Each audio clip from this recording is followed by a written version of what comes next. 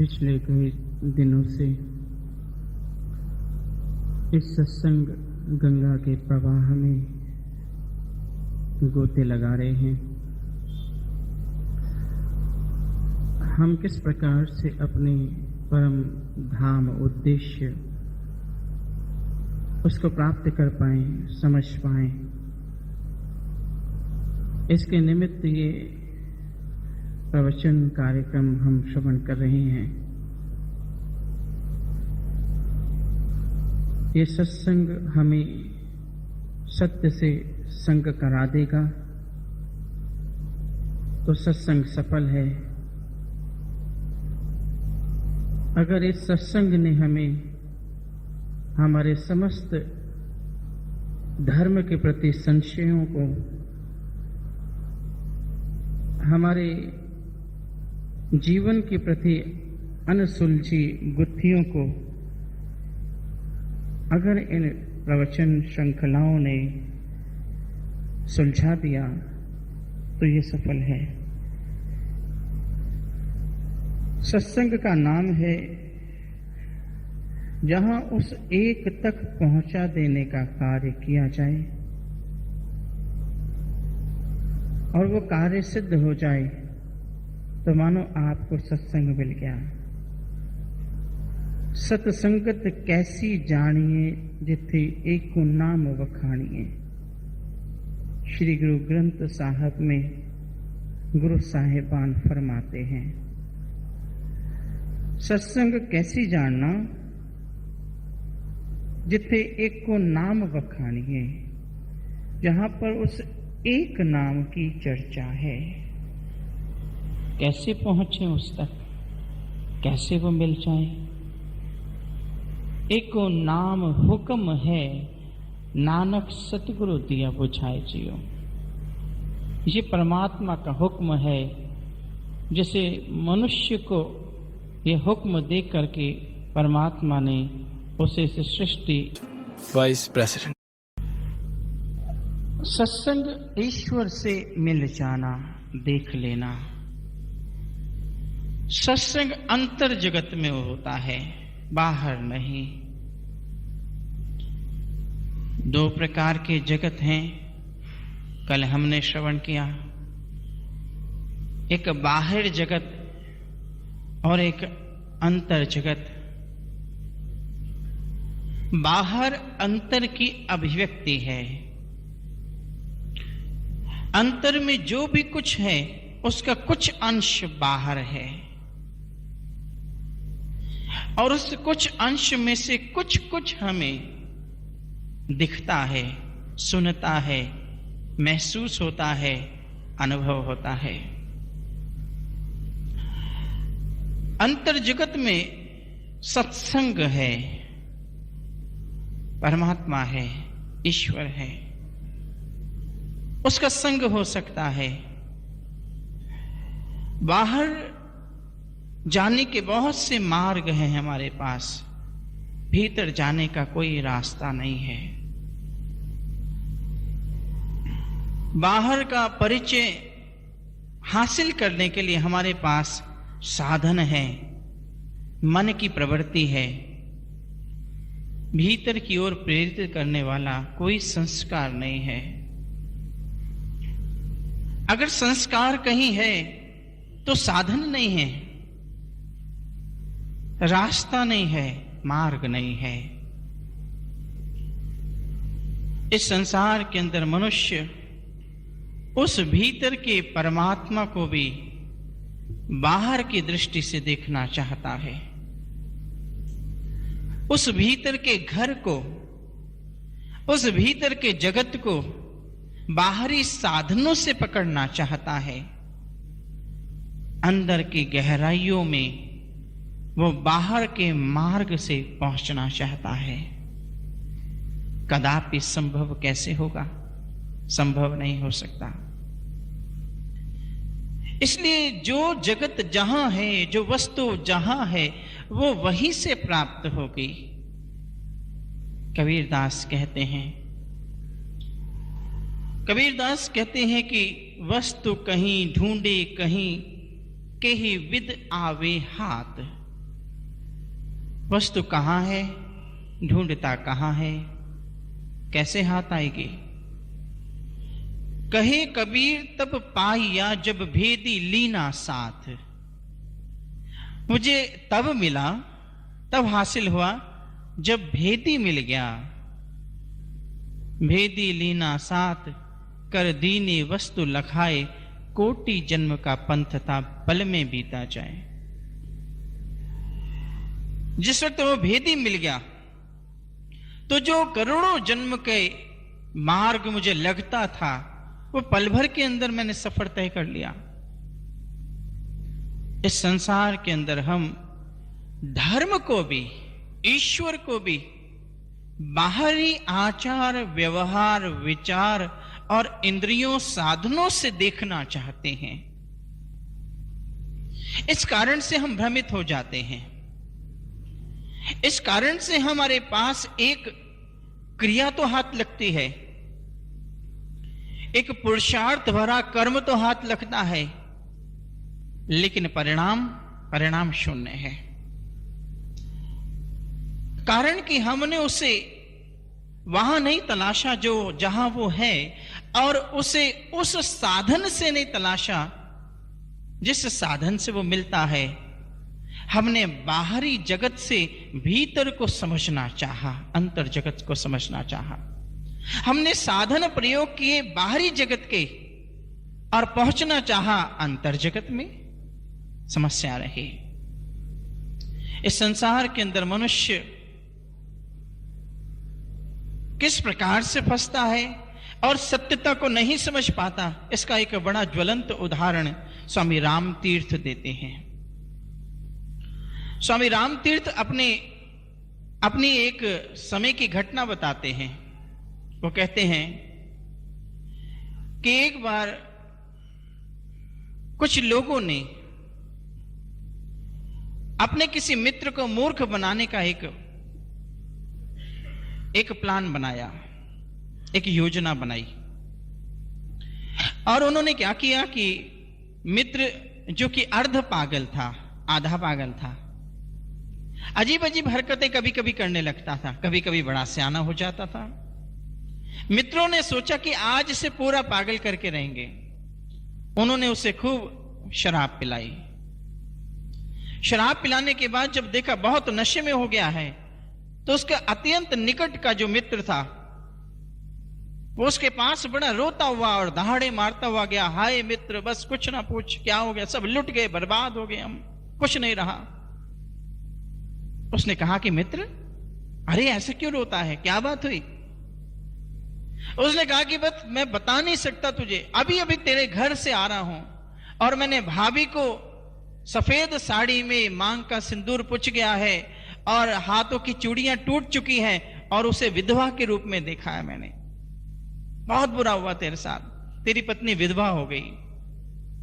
जैसा उसने सुना, उसने कहा अच्छा, क्या कब मेरी पत्नी विधवा हो गई? हाँ हाँ, तेरे घर से आ रहा हूं, अभी देख करके आ रहा हूं मैं, और बहुत दुख हुआ मुझे देख के, वो विधवा हो गई है। उन्होंने कहा ओहो, बड़ा दुख हुआ मुझे।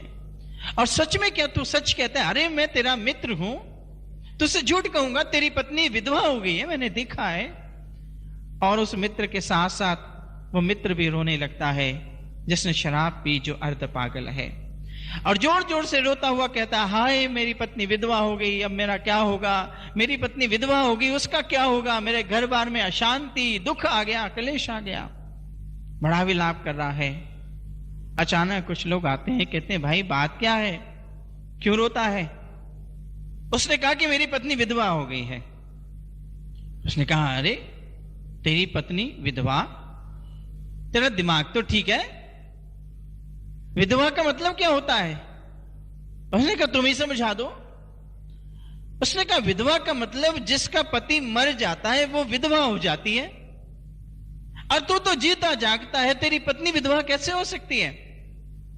उसने कहा हाँ बात तो ठीक कहते हो तुम, बात तो ठीक कहते हो कि जिसकी पति मर गया वही विधवा होती है पत्नी, और मैं तो उसका पति जीवित हूं, फिर मेरी पत्नी विधवा कैसे हो सकती है? लेकिन अचानक फिर रोने लगता है। उसने कहा बात क्या हुई, अब क्यों रोता है?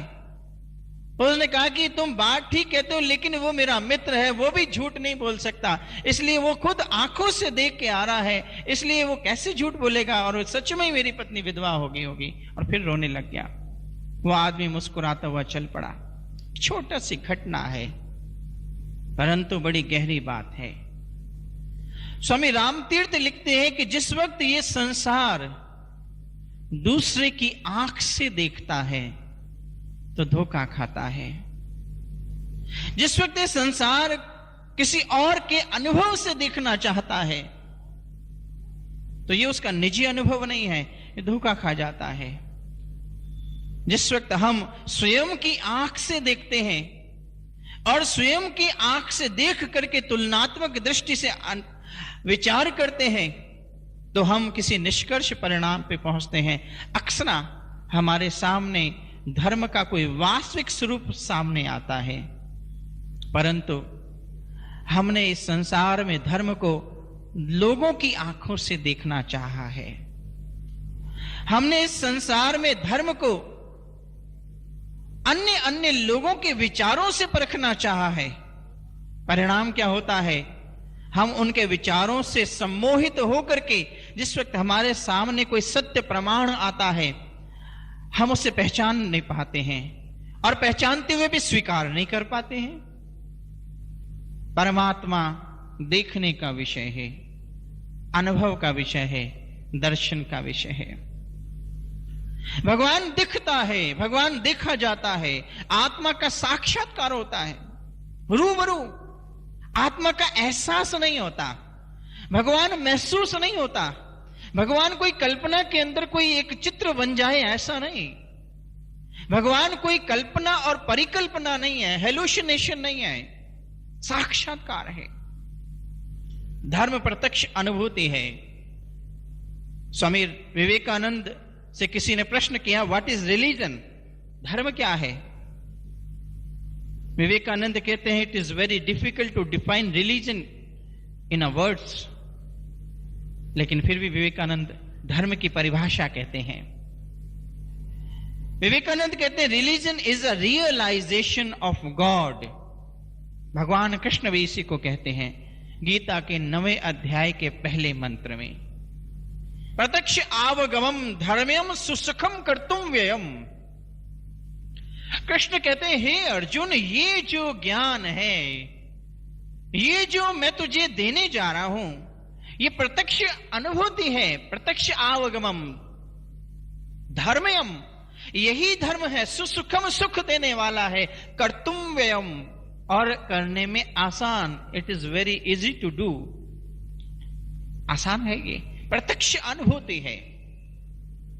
शास्त्र ग्रंथ इस बात को प्रमाणित करते हैं कि परमात्मा ईश्वर अनुभव का विषय है, देखने का विषय है, और प्रत्येक व्यक्ति उसे देख सकता है। कोई संशय नहीं, इसमें कोई शंका नहीं, किसी भी प्रकार की समस्या नहीं है। परंतु समाज में हमें बहुत से विचारों ने हिप्नोटाइज किया हुआ है, प्रभावित किया हुआ है। बार बार किसी को एक ही चीज बार बार जहन में भर दी जाए, ऐसा ऐसा ऐसा, तो वो वास्तविकता में वैसे लगने लग जाती है। साइकोलॉजिकल इफेक्ट है। गुरु महाराज जी एक उदाहरण दिया करते हैं कि किसी बाहर के एक देश में किसी एक अध्यापक ने इस एक्सपेरिमेंट को किया, इस प्रयोग को किया, और उसने एक प्रश्न लिया, एक ही सवाल लिया, और उस एक प्रश्न, एक सवाल को, एक तो मान लीजिए कि 5वीं कक्षा का एक प्रश्न लिया, और तीसरी कक्षा में जाकर के कहता है वहां के बच्चों को, विद्यार्थियों को, ब्लैक बोर्ड पे वो प्रश्न लिख दिया, और लिखने के बाद कहा कि देखो बच्चों, ये प्रश्न इतना आसान है, 5वीं क्लास का, 5वीं कक्षा का प्रश्न है।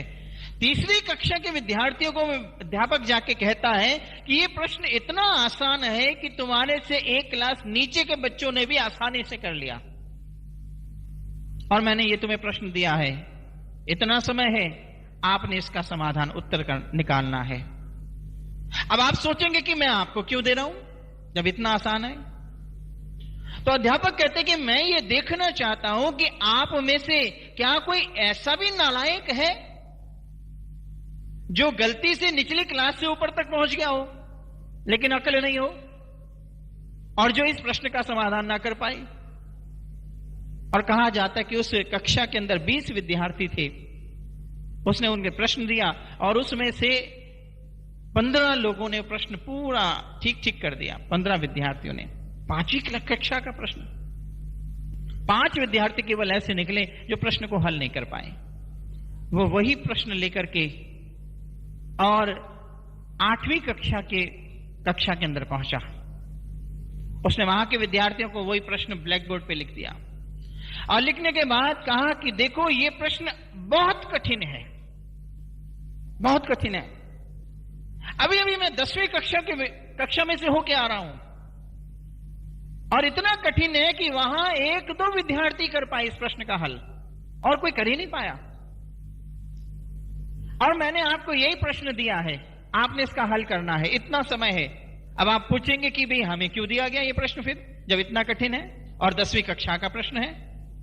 तो मैं ये देखना चाहता हूं कि क्या आपके कक्षा में कोई ऐसा मेधावी छात्र है, ऐसा कोई एक्स्ट्राऑर्डिनरी कोई पर्सनालिटी है जो इस कठिन प्रश्न को भी समाधान कर दे। और कुछ समय दिया गया और आप हैरान हो जाएंगे कि उस कक्षा के अंदर केवल 4-5 विद्यार्थी ही, जो 20 विद्यार्थियों की कक्षा थी, 5 विद्यार्थियों ने उस प्रश्न का समाधान कर पाए। हालांकि वो 4वीं क्लास का 5वीं क्लास का प्रश्न था। और उसने निष्कर्ष निकाला कि समाज के अंदर अधिकतर मनुष्य सम्मोहित होकर के कार्य करते हैं, वो सम्मोहन के अंदर जी रहे हैं। किसी ने विवेकानंद से पूछा कि आप ये कहते हैं कि परमात्मा प्रत्यक्ष अनुभूति है, देखने का विषय, दर्शन का विषय है, तो कहीं ये सम्मोहन तो नहीं है? कहीं आप सम्मोहन कर देते हो, सम्मोहन में कोई कल्पना प्रकट कर देते हो? नरेंद्र स्वामी विवेकानंद बड़ी सुंदर बात कहते हैं। विवेकानंद मुस्कुरा के कहते कि नहीं, ये सम्मोहन नहीं है, ये हिप्नोटिज्म नहीं है, मैं तो डीहिप्नोटाइज करता हूं, क्योंकि सारा संसार सम्मोहित है, ये सारा जगत सम्मोहित है। हर व्यक्ति किसी न किसी सम्मोहन में बंधा हुआ है। कोई व्यक्ति अपने निकम्मे पुत्र के अधीन है, कोई बाप, और सज्जन पुत्र से दुर्व्यवहार कर बैठता है, और जो दुर्जन पुत्र है उसका पक्ष ले लेता है, सम्मोहित है उससे। कोई किसी की पत्नी ठीक नहीं है लेकिन सम्मोहित है और उस उल्टा पत्नी के प्रभाव के अंदर ही अपना जीवन अपने सब परिवारजनों से लड़कर के अलग हो जाता है। प्रत्येक मनुष्य कोई धन के कारण सम्मोहित है और बुरे कर्म किए जा रहा है। सारा संसार, जगत, ये मनुष्य सम्मोहन की अवस्था में है। और ये सम्मोहन ऐसा है कि इस सम्मोहित विचारों से वो धर्म को भी देखता है। राम तीर्थ इसी घटना के माध्यम से ये समझाना चाहते हैं। जिस प्रकार से वो नशे की हालत में अर्ध विकसित मस्तिष्क वाला वो व्यक्ति और सत्यता को जानते हुए भी स्वीकार नहीं कर पाता है, ऐसे हम समाज के लोग हैं। हमारे शास्त्र ग्रंथ कहते हैं उसे देखो, जानो, अनुभव करो, दर्शन करो। देखने के बाद जागरण है, जागरण के बाद आचरण है, परंतु हमारा ये सम्मोहित मस्तिष्क विचार उस सत्यता को स्वीकार नहीं कर पाते हैं, अस्वीकार कर देते हैं। हम कहते कि नहीं, मुश्किल है, कौन देख पाया, फला कर पाया। अरे ये आपका विचार है, ये आपकी सोच है। आपकी सोच से धर्म की स्थापना नहीं होती है। धर्म की स्थापना धर्म के अवतारों से होती है, धार्मिक अवतारों से होती है, धार्मिक पूर्वजों से होती है। कृष्ण धर्म की स्थापना करेंगे, राम धर्म की स्थापना करेंगे, संत महापुरुष धर्म की स्थापना करते हैं, उनके विचारों से धर्म स्थापित होता है। आपकी मान्यताओं से धर्म नहीं खड़ा है। इसलिए महापुरुष, हमारे शास्त्र ग्रंथ कहते हैं कि हमारे जीवन के अंदर परमात्मा का साक्षात्कार ईश्वर का अनुभव, आत्मा का दर्शन, ये अवश्यम भावी आवश्यक है। और यहां से हमारे धार्मिक यात्रा का शुभागमन होता है, यहां से पहला कदम शुरू होता है, यहां से हम अपने अंतर जगत में प्रवेश करते हैं। क्योंकि परमात्मा, ईश्वर कहां है? कहां है ईश्वर? कहां नहीं है ईश्वर? परमात्मा हर जगह है, सर्वव्यापक है, ओमनी प्रेजेंट है। परमात्मा सब जगह विद्यमान है, परंतु उस सर्वव्यापक परमात्मा को आप प्राप्त नहीं कर सकते हैं। जिस प्रकार से आप जहां बैठे हैं उसके ठीक नीचे पानी है, जल है, परंतु उस और आप जहां बैठे हैं उसके वातावरण में भी जल है। ये जल के कण सर्वव्यापक हैं, परंतु आप हवा में हाथ मार करके पानी को पी करके प्यास नहीं बुझा सकते, या आप अपने नीचे के पृथ्वी के स्रोत पानी से अपनी प्यास को नहीं बुझा सकते हैं। अगर आप प्यास को बुझाना चाहते हैं तो आपको वहां जाना पड़ेगा जहां पानी प्रकट रूप में है। ठीक इसी प्रकार से एक और उदाहरण हम इस बात को समझने के लिए ले सकते हैं।